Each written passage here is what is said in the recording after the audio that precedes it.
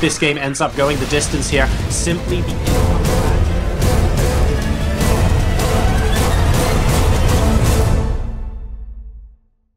Hi everyone, welcome back. I am still at the Gfinity StarCraft Masters, of course, and we've just finished a pretty awesome series. I'm going to be chatting here with someone who's got a little bit of a break, because Zeweig here was observing for the Challenger stage, and you guys might not have seen him very much on the stream itself.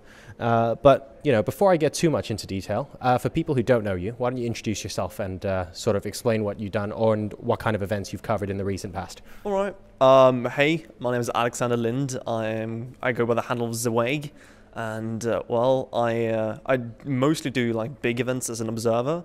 For instance, I did DreamHack Moscow, Stockholm, and Winter. Also the Swedish Esports Championships, and now of course the Gfinity.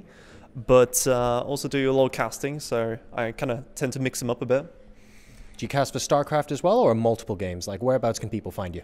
Oh yeah, I actually only cast for StarCraft, but you can find me mostly on Esports Heaven. I cast the Kung Fu Cup pretty recently, so you know, I cast some moderate events.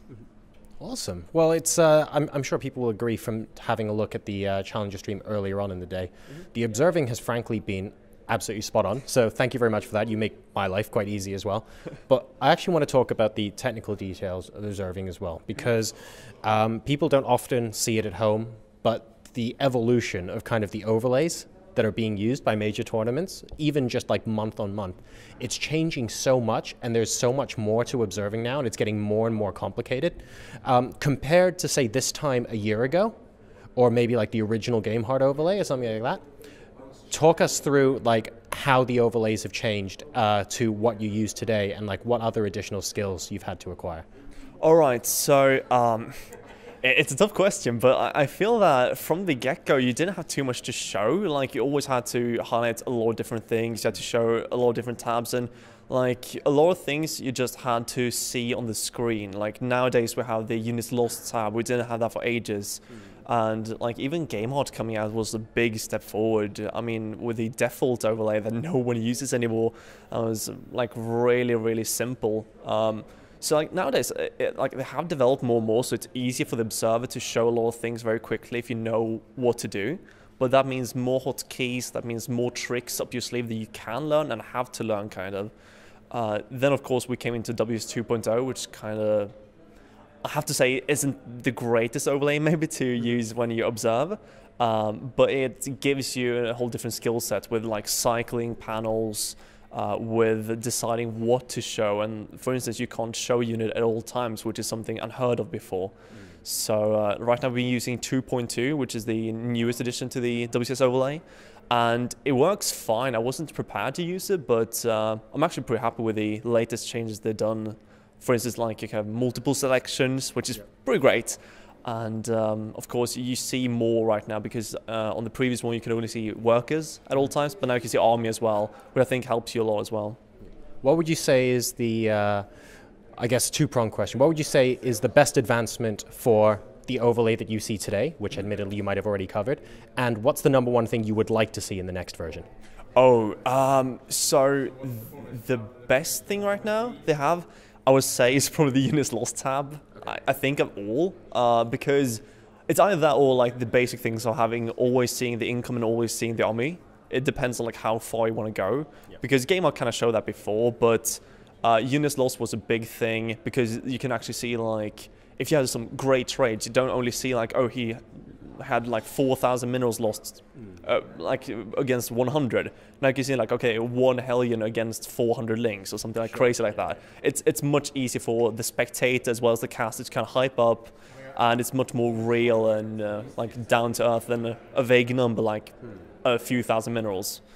But I think that together with probably income and actually not as much of an income, but the army supply at all times is a big thing. And how about a feature that you'd like to see introduced in sort of the next version of the overlays that you want to be using?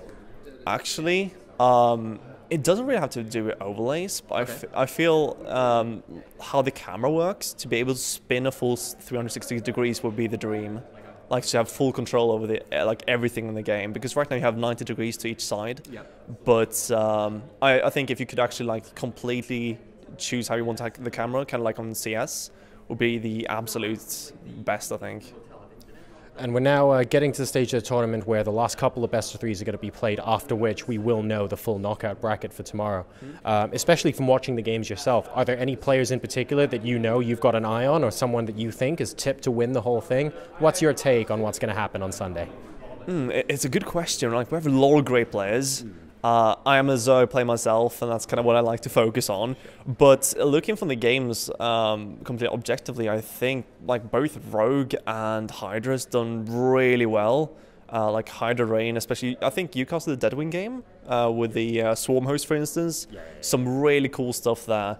But I feel right now like Rogue is one of the big contenders. We have, of course, Hydra said, let's see if I can remember this one more.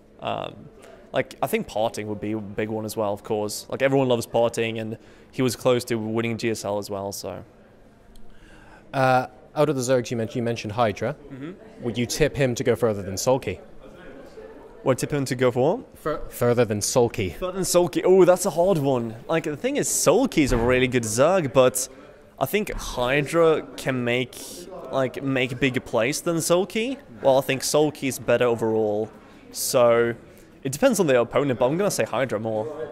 All right, well, we'll look forward to seeing how that unfolds tomorrow. Of course, you get a bit of a rest now that all the rest of the games are on the main stage. Well, thanks very much for joining me. And where can people find you on social media if they wanted to come say hello? Oh, right. You can find me on Twitter at propZweig, as in property. And then I'm always on Reddit and Twitch. Like, I'm streaming probably 6 times a week or so. Great. All right. Well, thanks very much. And let's go enjoy the rest of the games today. Thank you very much. Take care. Cheers.